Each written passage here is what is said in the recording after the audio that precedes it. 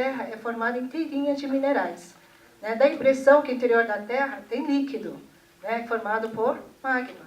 Mas, na realidade, esse magma ele só vai ficar líquido quando chegar na crosta terrestre. Tudo bem? Então, a crosta terrestre é essa fina camada que fica aqui na superfície da Terra. No interior da Terra, a gente tem essa camada mais espessa que a gente chama de manto. Tá? E no interior, a crosta. Tá? Na realidade, tudo é sólido, menos a crosta, o manto externo, o núcleo externo. Tudo bem? Bom, como todo esse material está sob pressão, ele está, na realidade, na forma rígida, né? Tirando o núcleo externo. Tá? Daí, o que acontece? É que nem um bujão de gás. O que a gente tem dentro do bujão de gás? Não é um líquido? Né? Quando você cria um alívio de pressão, esse líquido vira gás. Tá? Aqui é a mesma coisa. O material que está sólido, quando ele encontra os vulcões, o material sólido fica líquido. Tudo bem? Bom, e os minerais estão presentes na Terra inteira. Tá? Só que os únicos minerais que a gente tem acesso é aquela que está na crosta terrestre, que é uma camada muito, muito fina.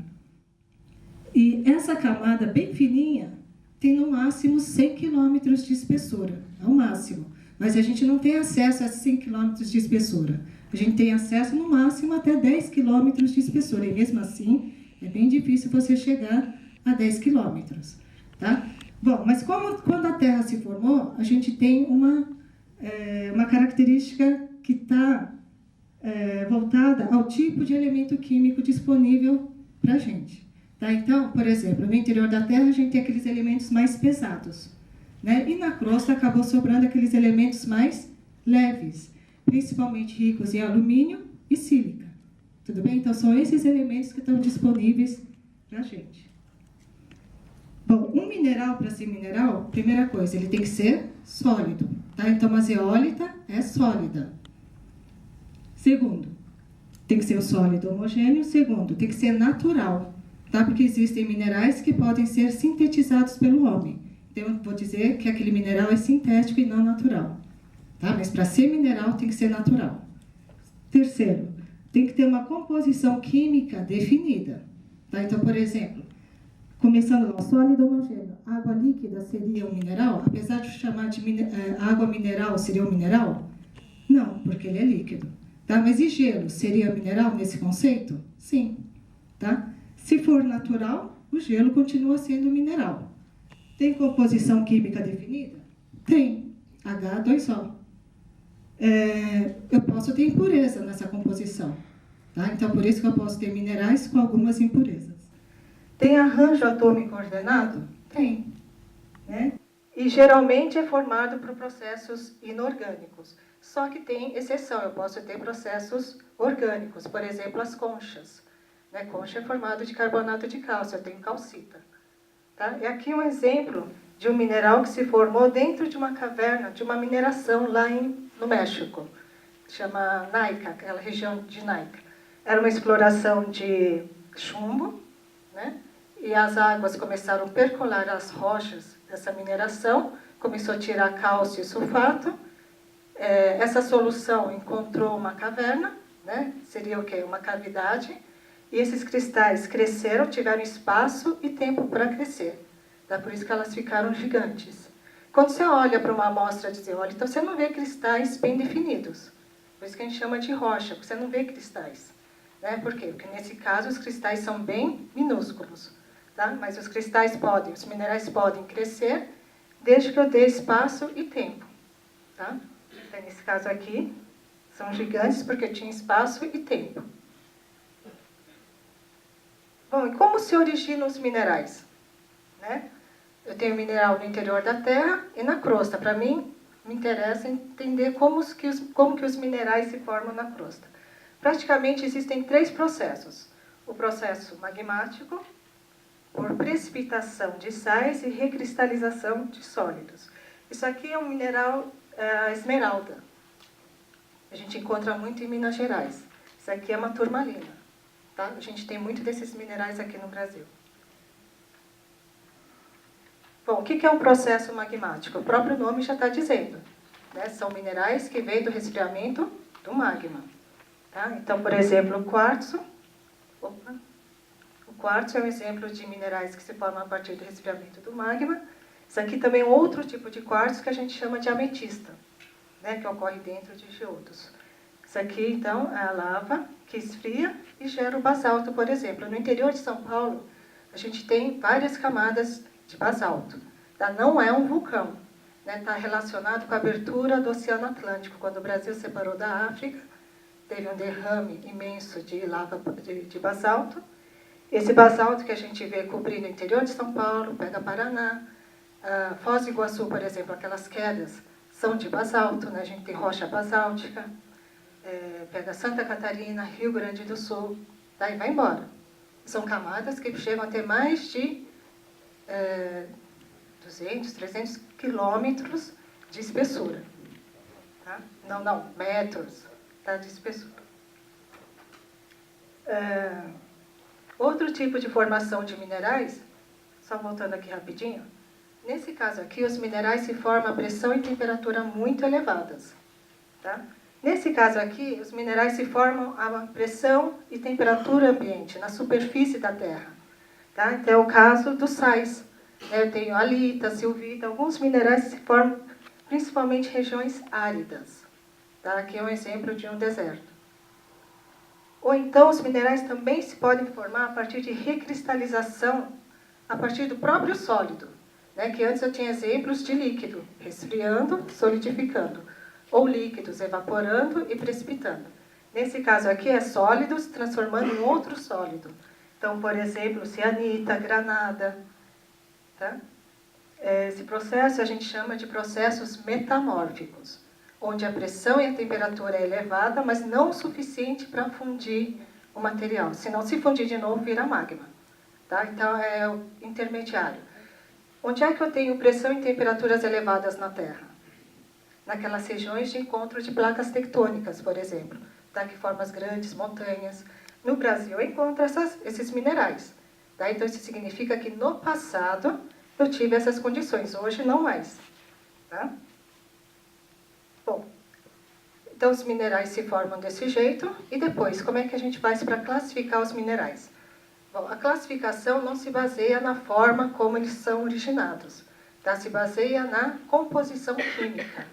Então, eu posso ter elementos nativos, que são aqueles minerais formados por um único elemento químico. Por exemplo, ouro, prata, platina. Tá? Porque a maioria dos minerais a gente chama de minerais iônicos. São formados por vários elementos químicos. Então, eu posso ter sulfetos, que são aqueles minerais que contêm o ânion sulfeto. Por exemplo, sulfeto de ferro, que é pirita, que é conhecida como ouro dos tolos. Sulfossais, óxidos, hidróxidos, e aí vai. Tá? Bom, para a gente interessa o grupo dos silicatos. Tá? Por quê? E, aliás, de todos os grupos, os silicatos são os mais importantes. Tá? Por que seria importante? Porque se a gente analisar a composição da crosta terrestre, a crosta, tá? Não é da Terra inteira, somente da crosta terrestre, a gente vai ver que praticamente 8 elementos químicos perfazem 98,6% da composição total da crosta. Tá? E desses 8 elementos, quem se destaca? Oxigênio, silício e alumínio. Tá? Que são os elementos mais leves, que acabaram se concentrando na crosta. Os mais pesados concentram mais no interior da Terra. Bom, desses elementos, quem sobressai com certeza é o oxigênio. Tá? Mas não é o oxigênio da atmosfera, é o oxigênio sólido. Então, praticamente, a gente fala que a gente pisa em ligações de oxigênio. Só que o oxigênio é um ânion. Né? E os cátions praticamente estão ocupando, né, os orifícios que sobram entre as ligações de oxigênio. Tá? Então, praticamente, o oxigênio representa 93,8% do volume da crosta. E os cátions estão ocupando os orifícios formados pelos oxigênios. Então, observando os silicatos, praticamente, quase 92% dos minerais da crosta terrestre são formados só de silicatos. 8% seriam aqueles outros grupos, né, de sulfetos, hidróxidos, óxidos, etc. Tá? Desses 92% de silicato, a zeólita está aqui nesse grupo de outros aqui. Né? Ou seja, não é muito abundante. O Fernando até deu essa dica, que a gente tem poucas reservas de zeólita no mundo, tá? De valor econômico. Então, as zeólitas estão aqui nesse grupo de 3%. A gente tem bastante feldspatos, plagioclase é um tipo de feldspato, e depois piroxênios, anfibólios, micas e argilominerais. Bom, o que é um silicato? Então, eu vou falar de silicatos porque a zeólita é um silicato. Né? O silicato é formado por esse radical aniônico, SiO4, 4-. Então, todos os minerais que tiverem silício e oxigênio na composição química, eu chamo de silicato. Tá? Então, é formado por um silício e 4 oxigênios.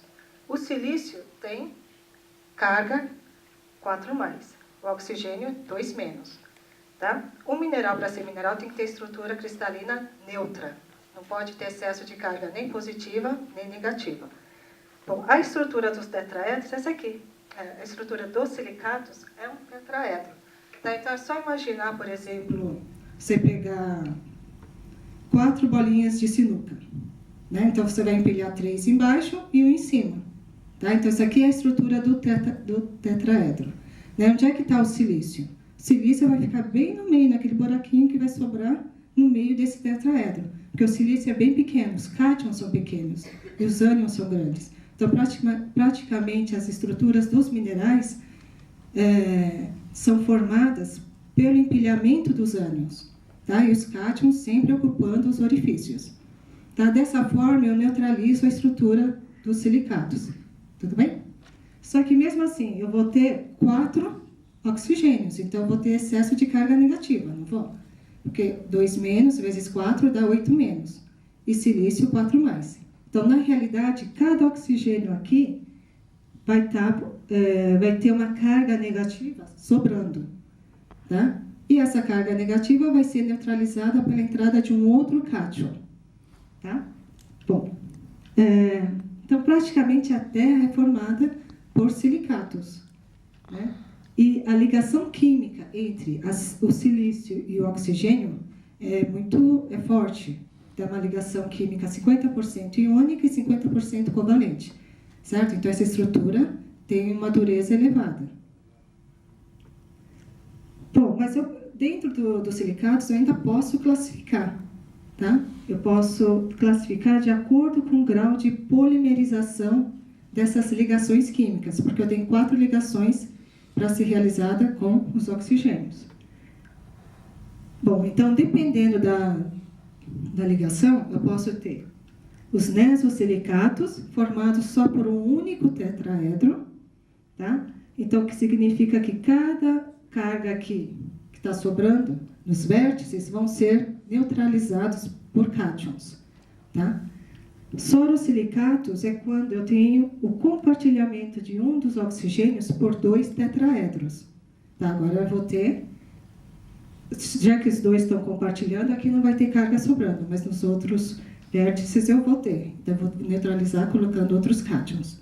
Dentro do grupo dos tectosilicatos, daí eu vou ter grupo do quartzo, grupo do feldspato, grupo dos feldspatóides. Só lembrando que o grupo dos feldspatos é aquele que ocupava a maior parte, né, da crosta. E, por fim, o grupo das zeólitas. Tá? Então, ou seja, a zeólita é um tectosilicato. O que era mesmo tectosilicato? Onde todos os tetraedros estão sendo compartilhados. Tá? O grau máximo de polimerização. Bom, o que é zeólita? Eu chamo de zeólita porque tem acento no O, né, se não tiver zeolita. Mas eu costumo chamar de zeólita. Então, o que é a zeólita? Zeo significa fervura e litos significa rocha. Né? Então, eles chamam de rocha que ferve. Né? Por que chama rocha que ferve? Porque alguém observou a zeólita, né, e colocando na água, mas a zeólita, se você retira a água da zeólita e depois você coloca numa solução, ela parece que ferve. Né? Mas, na realidade, ela está absorvendo, né? Absorvendo a água. Tá? Então, faz uma reação que lembra a fervura. Bom, Aqui na definição está escrito que são aluminosilicatos hidratados com poros bem definidos, ou seja, canais em sua estrutura, e nessas cavidades encontram-se cátions como sódio, magnésio, potássio, cálcio, que podem agir como compensadores de carga. O que significa isso? Aqui não está escrito que é um silicato, está escrito que é um aluminosilicato. Né? Então, voltando aqui para a estrutura dos tectosilicatos. São formados por tetraedros, onde eu tenho silício no meio e 4 oxigênios. Né? Bom, se eu tiver só silício dentro dos tetraedros, daí tudo bem, eu chamo de quartzo. Tá? Então, tectosilicato que tem só silício dentro dos tetraedros, eu chamo de quartzo. O quartzo aliás, a fórmula química do quartzo é SiO2, só. Só que parte do silício, né, nos outros grupos dos silicatos, pode ser substituído pelo alumínio. Tá? Por isso que eu chamo de aluminosilicato. Então, nem todos os tetraedros aqui vão estar sendo ocupados por silício. Eu posso ter parte sendo substituído pelo alumínio. Porque tanto silício e alumínio é muito abundante na crosta. Tudo bem? Só que se eu substituo o silício pelo alumínio, eu vou ter um déficit de carga. Né? Porque alumínio é 3+. Tudo bem? Daí eu preciso do quê? De algum cátion para neutralizar a carga desse tectosilicato. Tá? Então, a substituição do silício pelo alumínio vai gerar um desequilíbrio na carga. Tá? E por isso eu preciso de um cátion para neutralizar. Tá? Esse cátion, também conhecido como contraíon ou compensador de carga, é o caso dos outros grupos dos tectosilicatos. Tirando o grupo do quartzo, os demais podem ter alumínio na estrutura e com isso requer a entrada de um cátion, tá? Na estrutura. Bom, aqui tem um exemplo, né, de uma estrutura da zeólita. E dá para perceber que dentro dessas cavidades, né, eu tenho um cátion. São exatamente os cátions compensadores de carga. Né? Eles vão entrar, vão tentar compensar a carga, o déficit de carga da estrutura da zeólita, ocupando esses espaços, essas cavidades. Bom, dentro dessas cavidades, esses cátions não vão estar ligados fortemente. Tá? São ligações de Van der Waals, são ligações fracas. Né? Então, eles entram e saem. Tá? Tem mobilidade. Porque estão juntos, são cátions hidratados. Tá? Depende também do grau de hidratação do cátion. Bom, a fórmula química, aqui está escrito silicatos, mas é da zeólita. Tá? É formada, então, por tetraedros de alumínio, tetraedros de sílica, né? Vai ter água, né? Porque a água vai estar junto com os cátions que vão entrar na estrutura lá nos poros da zeólita. Tudo bem? Essa é a fórmula química. Então, esse cátion que está localizado nos poros vai ter o papel de compensar a carga, o déficit de carga. Tá? Esse é o tetraedro de construção. Então, esse aqui é um exemplo da escolecita, que é um tipo de zeólita rica em cálcio. Né? Então, o cálcio, então, seria esse cátion compensador de carga. Então, eu tenho cátion que pode ser trocado mais tarde. Eu tenho 2+, porque eu tenho 2 alumínios substituindo os tetraedros. Esse aqui é o exemplo, isso aqui é a escolecita, a estrutura da escolecita. Outro tipo de zeólita, a analcima, e a estrutura da analcima. Aqui, o cátion trocador não é mais o cálcio, é o sódio. Eu tenho um alumínio que foi substituído na estrutura e aqui tem 2. Bom, essas cavidades são formadas a partir das ligações dos tetraedros. Então, eu posso ter todos os tipos de tamanho dessas cavidades. Tá? Então, vai depender do tipo de zeólita. Tá? Então, a zeólita é uma classe, é um grupo, aliás, dentro da classe dos tectosilicatos. E esse grupo é formado por várias espécies minerais. Tá? Então, e essa espécie mineral vai ser caracterizada exatamente pelo tipo de, que a gente chama de cavidade. Né? Essas cavidades podem ser formadas por 4 membros de tetraedros, chamado de four-ring. Pode ter 5 membros, 6, 8, 10 e assim por diante. Tá? Isso vai determinar o tamanho das cavidades. Isso é importante porque eu também vou definir que tipo de substância pode entrar ou sair da zeólita, tá? Do tipo de zeólita. Bom, só que o mineral tem 3 dimensões, então não tenho só uma cavidade. Essa cavidade se estende em 3 direções. Então, na realidade, essas cavidades formam poros ou canais. E eu posso ter vários tipos de cavidades no mesmo mineral. Tá? Então, por exemplo, aqui a mordenita tem 1, 2, 3 tipos de poros, de canais. Tá? Um mais estreito e o outro maior. Daí isso vai determinar o tipo de elemento que pode entrar e sair na zeólita. Alguns podem entrar e ter dificuldade de sair, por exemplo, dependendo de onde que ele vai se alojar. Bom, na realidade, então, o grupo das zeólitas abrange vários minerais. Eu tenho minerais naturais e sintéticos.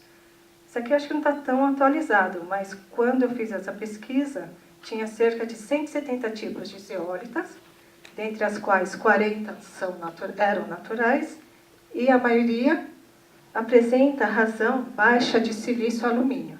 São essas aqui, ó. Razão baixa de silício-alumínio significa que eu tenho pouco alumínio substituindo o silício. Se eu tenho pouco alumínio substituindo o silício, significa que a capacidade de troca catiônica também cai. E quando eu tenho mais alumínio substituindo o silício, a capacidade de troca catiônica aumenta. Tá? Eu também tenho as espécies sintéticas. Bom, como é que as zeólitas se formam? Dentro daquele grupo lá da origem que eu mostrei para vocês, que os minerais poderiam se formar a partir do resfriamento do magma, precipitação de sais ou pela transformação de sólidos, como é que a zeólita se forma nesse caso? Bom, para se formar zeólita, primeiro eu preciso ter 2 fontes. Tem que ter silício, alumínio, e geralmente os minerais se formam em meio alcalino, pH elevado. Tá? Então eu tenho que encontrar essas condições na Terra. E as zeólitas são praticamente secundárias. Elas não vêm direto do magma, não se formam a partir do resfriamento do magma. Elas se formam a partir de outros minerais que já existiam. Então, por exemplo, uma erupção vulcânica o magma tem muita sílica e alumínio. Então, eu tenho vidro vulcânico, por exemplo, que é o magma solidificado. Esse vidro vulcânico vai sofrer ação das intempéries, que vai lixiviar alumínio e silício. Se esse alumínio e silício precipitar, pode formar ou não a zeólita. Então, tem que ter condições especiais. Tá? Geralmente, a zeólita está associada a ambientes vulcânicos. Por isso que no Brasil a gente não tem tanto. Tem que ter condições bem especiais. Bom, então por isso que eu posso ter em bacias fechadas, que ocorrem em regiões áridas e semiáridas, e a solução tem que ser alcalina, em torno de 9,5, tá? É bem alta. Eu posso ter associado a solos alcalinos, também associadas sempre às regiões áridas e semiáridas, e de novo com pH elevado. Tá? Por isso também que as zeólitas são bem fininhas, elas precipitam e não encontram um ambiente propício para formar grandes cristais. Diagenético tem a ver com a formação das rochas sedimentares. Então, durante o soterramento de sedimentos, por exemplo, ricos em material vulcânico, tufos vulcânicos, por exemplo, daí pronto, eu já tenho fonte de silício e alumínio, daí durante o soterramento eu vou ter fluidos carregando silício e alumínio, que vai precipitar e formar zeólita também. Sistemas abertos, eu posso ter também alteração do material vulcânico em lagos de água doce, sistemas de água subterrânea, tá? Desde que ele esteja saturado nesses elementos, sempre associados às rochas vulcânicas. Bom, isso aqui é aquele exemplo que o Fernando comentou, aquela reserva de zeólita que a gente tem no Nordeste. Está associada a arenitos. Na realidade, eu tenho areia, e entre os grãos de areia eu tenho cimento de zeólita. Tá? Por quê? Porque lá também eu tenho material vulcânico que sofreu alteração, acabou precipitando e unindo os grãozinhos de areia. Então, esse aqui, ó, dá para perceber que é um arenito, e essa parte mais branca é zeólitas. Tá? Por isso que não é tão puro. Outros tipos de depósitos, sedimentos marinhos. No fundo do mar eu tenho também processos vulcânicos, ele pode reagir e formar zeólitas. E os processos hidrotermais têm a ver com o processo vulcânico, né? Então, durante o vulcanismo, tem muitos gases, eu posso formar aquelas cavidades que vão formar os geodos, e dentro desses geodos posso precipitar zeólita. Tá? Ou então, até mesmo nas fraturas formadas durante o resfriamento dessa rocha. Então, nesse caso aqui, ó, dá para ver que tem umas bolinhas, são as cavidades, né, das rochas vulcânicas, e as zeólitas podem ocupar essas cavidades. Tá? Olhando bem de perto aqui pela microscopia eletrônica, essa aqui é a zeólita mordenita. Então, aqui é o exemplo da gênese hidrotermal, essa aqui é uma área de géiseres, né? Eu posso ter também formação de zeólita, porque as rochas vulcânicas têm muito silício e alumínio. Bom, a produção mundial de zeólitas não é muito grande, né? Em torno de 2,5 a 3 milhões, também não é muito certo, né? A gente não tem certeza. Mas os principais produtores são China, República da Coreia, Japão, Estados Unidos, Cuba, e assim por diante. E o Brasil não aparece aqui, porque aqui a gente não tem essas reservas de valor econômico, só essas ocorrências. Né? E essa reserva, que é a mais importante do Brasil, ocorre na formação Corda, lá na bacia do Parnaíba, na região nordeste. Pega os estados do Maranhão e Tocantins, também centro-oeste. E nesse caso, a zona mineralizada possui uma área superior a 1.000 km² e espessura de 30 metros. Tá? E contém as zeólitas estilbita e laumontita. Tá? É bem diferente da clinoptilolita. E aquelas outras ocorrências ocorrem em regiões onde teve derrame basáltico. Né? Aqui no estado de São Paulo, eu tenho naquela região perto do Paraná. E as principais zeólitas exploradas no mundo são praticamente a clinoptilolita, a cabazita, a mordenita e a filipsita. Essas são as mais comuns, que precipitam com mais facilidade. Tá? Principalmente nessas regiões mais sedimentares, que dá para explorar. Nesse caso aqui não, porque daí você teria que tirar a zeólita em cada cavidade. Bom, as principais propriedades das zeólitas, então, decorrem da estrutura, né? Estrutura porosa. Uma das principais características da zeólita é que ela apresenta uma elevada área superficial específica. Isso porque, se a gente observar a estrutura, a gente tem praticamente vazios. Tá? E isso aumenta a superfície específica da zeólita. Devido ao tamanho diferenciado dessas cavidades, eu vou criar uma seleção. Né? Eu vou selecionar os íons que podem entrar e sair dentro da zeólita. Quanto mais alumínio tiver na estrutura, maior vai ser a capacidade de troca catiônica. Tá? Porque o déficit vai ser maior, então eu vou precisar de mais cátion entrando na estrutura. Então, aqui um exemplo, o cálcio entrando e saindo o sódio da estrutura da zeólita. Então, aqui é uma relação de alguns valores de capacidade de troca catiônica de zeólitas. Então, aqui eu destaquei a clinoptilolita, né, que pode ter sódio ou potássio, ou então os dois dentro da estrutura. E a capacidade de troca é de 2,16 miliequivalentes por grama. Tá? Quanto maior a relação de silício e alumínio, maior também vai ser o valor da capacidade de troca catiônica. Lembrando que as sintéticas geralmente são melhores, porque você consegue obter umas amostras puras. Né? Então, e a Petrobras é que mais sintetiza a zeólita para fazer catálise. Bom, acho que deve ter meia hora. Então, praticamente, o que eu queria passar para vocês? Mostrar que a zeólita, né, tem uma propriedade especial, decorrente da composição química, então é um silicato, mas não é só um silicato, tem alumínio na estrutura. Então, graças a essa substituição de parte do silício pelo alumínio, ela gera essa propriedade de troca catiônica, que é bem explorada ultimamente para tratamento de água. Que mais? A sua formação é secundária, por isso que aqui no Brasil a gente não tem tantas reservas, né? Tem algumas ocorrências, mas nenhuma tão importante, porque eu tenho que ter praticamente tufos, né, sedimentos vulcânicos, né, para fornecer tanto a matéria-prima para a formação das zeólitas e também tem que ter um ambiente ideal, né? Praticamente árida. E as propriedades estruturais, então, estão totalmente relacionadas a essas particularidades, né?